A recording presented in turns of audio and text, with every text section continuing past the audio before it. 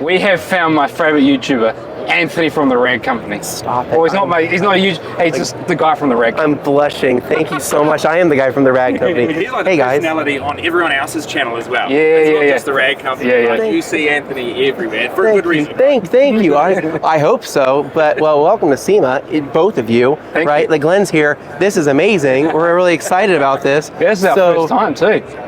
This first time, it's a great stop here at the Rag Company booth, and you're going to see a lot of. You're going to be overloaded. There's going to be so much stuff you guys are going to see that it's going to be hard to remember everything. But hopefully, when you're sitting back at home editing this video, you'll be like, I remember this, Anthony. I remember this moment. So, ultraline products, right? So yeah, this is kind of new for you guys, right? Yep, kind of new for us within the last year. So our Ultra Air Blaster, this is the new V2 version, which now has the replaceable bearing kit, which is super awesome. So the bearings can now be replaced, which means that if you're really blowing out dirty interiors and stuff like that, you don't have to WD-40 or re-grease anything. You're simply just popping out the old bearing, putting the new one in.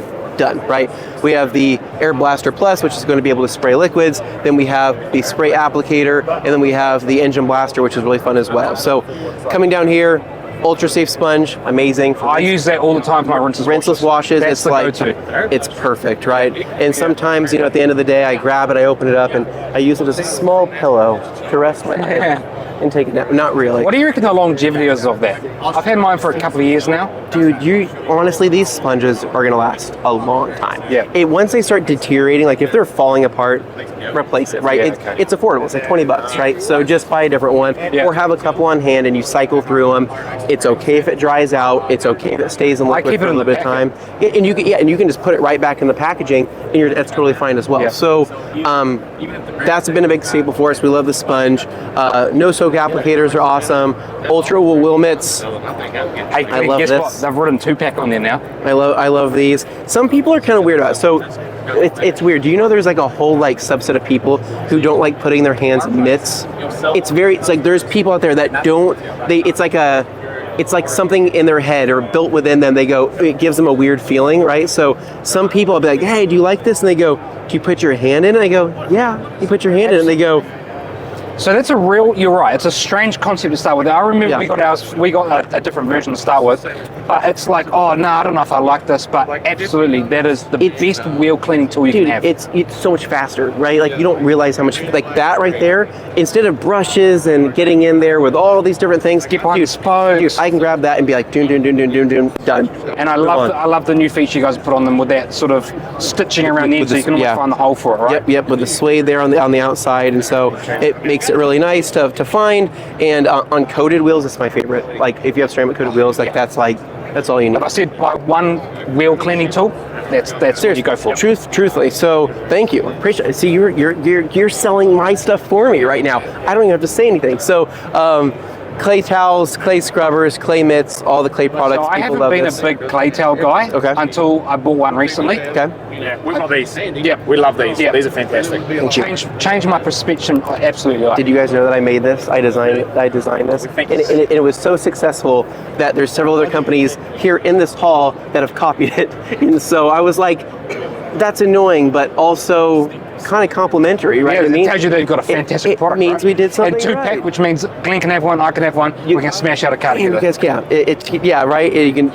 You touch each other's, clay scrubbers, right? It can be a nice, we have a nice romantic moment, right? And the best thing about those, you drop it on the ground, you just put it back in your wash bucket, clean, you're good to go. It's much like clay bars. People still love using clay bars. But this is where we're going. The future is this. This is for people that still want to have that really, methodical process. So, but they're fine. So, clay products.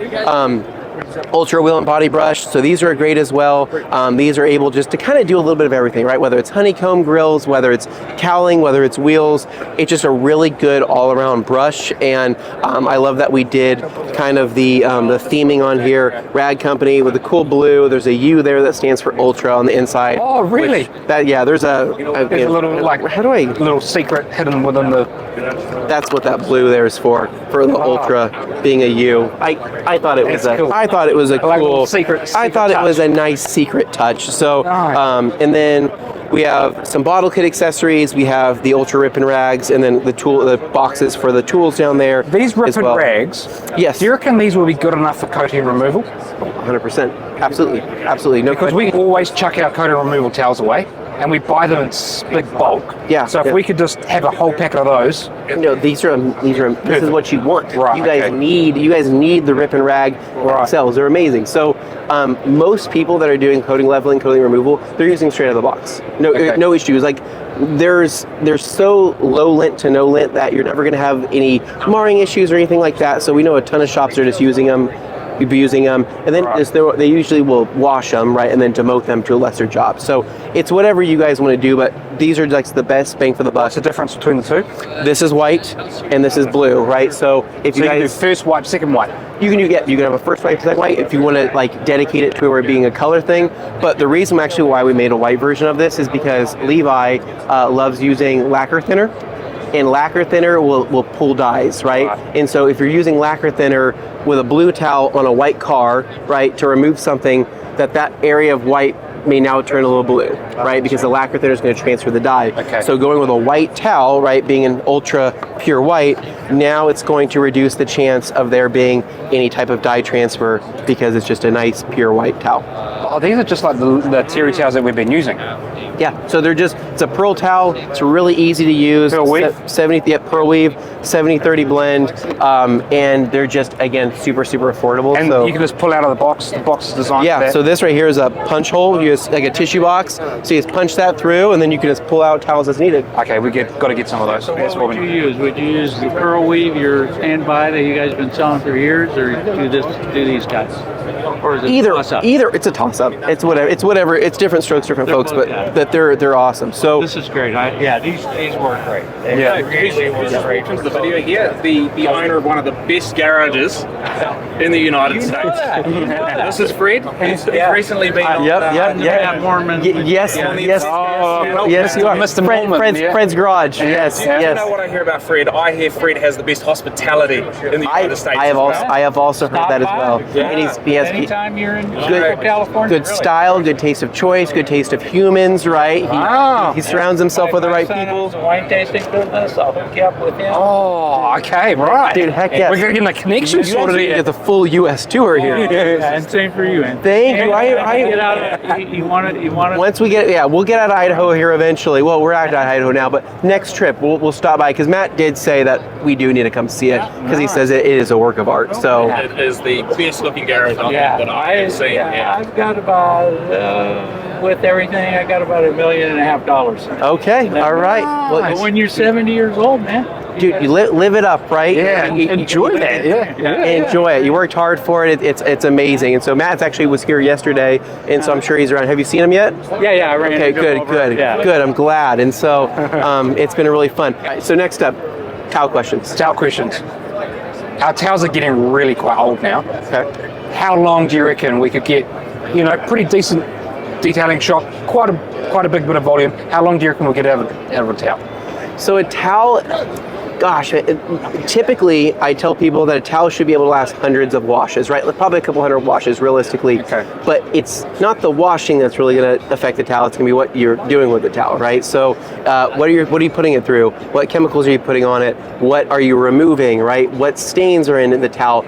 Is there sand in the towel? There's different contaminants. There's different things over time that will slowly degrade a towel. But for the most part, there's going to be different factors, right? So a towel that has an overlock stitch edge, right, for example, right? It's usually going to be pretty durable around that edge. You're not going to have any issues with the edge coming apart or anything like that. Like fibers pulling out Yeah, of no it. fibers pulling out. Like an overlock stitch edge towel is usually going to be extremely durable, as well as a buttersoft suede edge towel is also going to be extremely durable, as long as, again, those threads don't come loose or anything like that, right? A hemmed edge is going to be also very durable, but really where you're going to find, I don't want to call it a lack of durability, but like where you'll find towels start to degrade are going to be with edgeless towels. Right. And it's not because and edgeless it's laser towels, cut edges as well?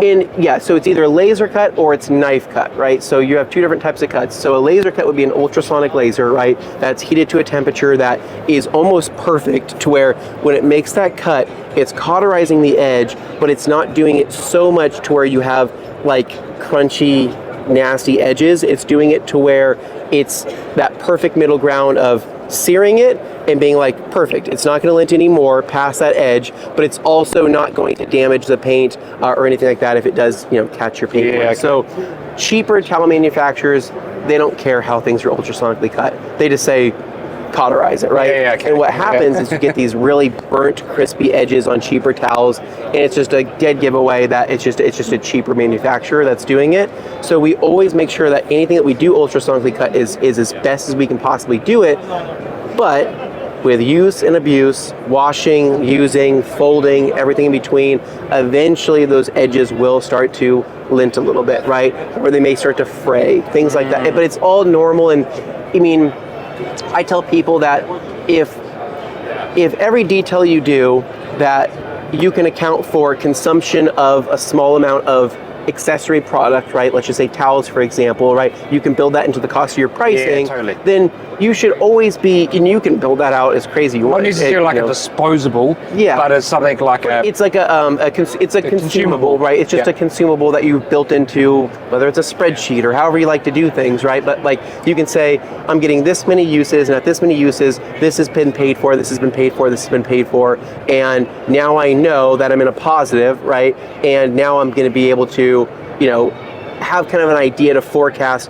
how long this towel is going to last me in my shop. That's what I would do personally, but that's even overthinking it. Some people just say, dude, it is what it is. I'm going to consume them. I want to get the towels in. I'll wash them. I'll maintain them to the best of my ability. And if that's what you're doing, if you're using Rags Riches, like our premium microfiber detergent, right, which is right down here, this stuff is what you need. If you're using this and you're washing your towels often, you're already doing more than most other people are doing. If I'm honest with you, I mean, there's a lot of detail shops out there that just won't go through the process of washing properly, right? They throw them in the washer, they throw powder detergents in, and then they dry them on high heat, right?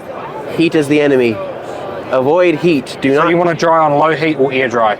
Yes, always low and slow is what I just tell people, and that's how you're going to get the most. I mean, that's how you're going to get the longevity out of your towels. And dude, I know people with shops that have towels going on 2-3 years old, right? And they still perform, right? They're kind of falling apart a little bit. And I even say, I go, you've had these for 2 or 3 years. You've been cycling them.